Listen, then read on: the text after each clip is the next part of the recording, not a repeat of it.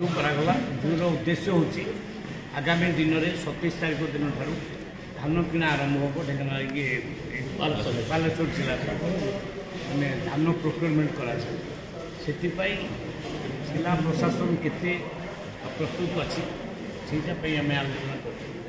ଏ ମଣ୍ଡିମାନଙ୍କର ବ୍ୟବସ୍ଥା କ'ଣ ଅଛି, ସେୟାର ବ୍ୟବସ୍ଥା କିମ୍ବା ପାଣିର ବ୍ୟବସ୍ଥା ସବୁ ସେଡ୍ ଅଛି ହେଇଛି ନା ନାହିଁ, ସବୁ ନୋଡାଲ ଅଫିସର ଆପଏଣ୍ଟମେଣ୍ଟ ହେଇଛନ୍ତି ନା ନାହିଁ, এইসব বিষয়ে আলোচনা হল। বহুত সাটিসফ্যাক্টরি হয়েছে, সবু প্রস্তুতি আরম্ভ হয়ে যাই, ভাল ভাবে প্রস্তুতি হয়েছে। ভাবুছি প্রক্রিয়রমেন্ট ঠিক ভাবে। টার্গেট কোণ রয়েছে কিভাবে ভাবে চাষীঙ্কর ধান চাষীঙ্কর ধান কিণাযিব, কৌশি চাষীকে হইরাণ করা না।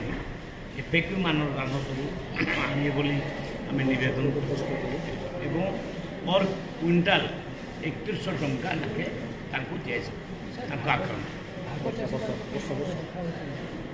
ଆଗ ଚାଷୀ ମାନେ ଯେଉଁ ଚାଷ କରୁଥିବେ ଯେଉଁ ଜମିରେ ସେ ଅନୁଯାୟୀ ସେମାନେ ରେଜିଷ୍ଟ୍ରେସନ କରୁଥିବେ। ସେଇ ଇଏକୁ ନେଇକରି କଟାକୁ ନେଇକରି ବା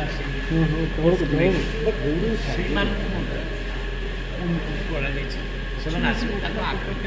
ବର୍ତ୍ତମାନ କିଛି ଲଗାଣ ବର୍ଷା ତାକୁ ନେଇ କିଛି ଦୃଷ୍ଟି ରଖାଯାଇଛି। ବାହାର ବେପାରୀମାନଙ୍କ ପାଇଁ ଆମେ ସୀମାନ୍ତରେ ଆଉ ପେଟ୍ରୋଲିଂ ଗାଡ଼ି ସବୁ ଅଛି, ସିସିଟିଭି କ୍ୟାମେରା ଲାଗିଛି। ବାହାର ଧାନ ଯେମିତି ଆମର ଓଡ଼ିଶାକୁ ପ୍ରବେଶ କରିବନି ତାର ବ୍ୟବସ୍ଥା ମଧ୍ୟ କରାଯାଇଛି ଏବଂ ପୋଲିସ ସେଥିରେ ଆଲର୍ଟ ଅଛି। ବନ୍ୟା ହେଇଥିଲା, ବନ୍ୟା ପରେ ଲଗାଣ ବର୍ଷା ବର୍ତ୍ତମାନ 2-3 ଦିନ ହେଲା, ତାକୁ ଦୃଷ୍ଟିରେ ରଖି କିଛି ନିଷ୍ପତ୍ତି ସେ ବାବଦରେ ମଧ୍ୟ ଆମ ବିଧାୟକମାନେ ଉଦ୍ବେଗ ପ୍ରକାଶ କରିଛନ୍ତି। ଆଉ ସରକାର ମଧ୍ୟ ଚିନ୍ତିତ ଅଛି। ଯଦି ସେଇଭଳି କିଛି ପ୍ରୋବ୍ଲେମ୍ ଆସେ ସେତେବେଳେ ଆମେ ବିଚାର କରୁ।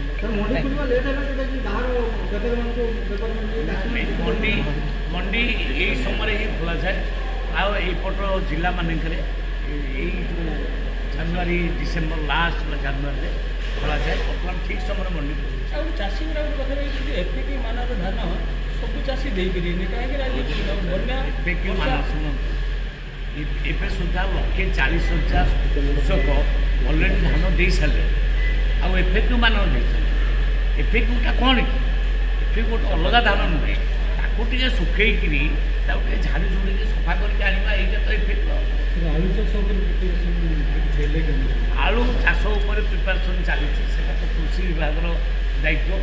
ମାନ୍ୟବର ଡେପୁଟି ଚିଫ୍ ମିନିଷ୍ଟର କେବି ସିଂହଦେଓ ତା ଦାୟିତ୍ୱ ନେଇଛନ୍ତି। ଆଳୁ ଚାଷ କରିବା ପାଇଁ ସିଏ ପ୍ରଡକ୍ସନ୍ କଲା ମାନେ ଆମେ ଯୋଗାଣ କରିବାର ଅସୁବିଧା କିଛି।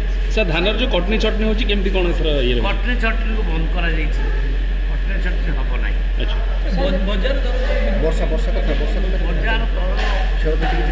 ସାମାନ୍ୟ ବଢ଼ିଛି, ଏଇଟା ମାନୁଛି, କିନ୍ତୁ ଏଇ ସମୟରେ ଏଇଟା ଏଇ ସମୟରେ ଧୀରେ ଧୀରେ କମିଯିବ। ଯେମିତି ଆଳୁ ରେଟ୍ କମିଗଲାଣି, ଅବଶ୍ୟ 25-26-28 ରେଟ୍ ମିଳିଲାଣି। ଆଉ ପିଆଜ ରେଟ୍ ବି କମିଛି, ସବୁ ରେଟ୍ କମିଲାଣି। ତ ପରିବାପତ୍ର ରେଟ୍ର ବହୁତ କମିଛି ଏବେ ଧୀରେ ଧୀରେ। ଏଇଟା ସ୍ୱାଭାବିକ କଥା, କେତେବେଳେ ବଢ଼ିଯିବ କେତେବେଳେ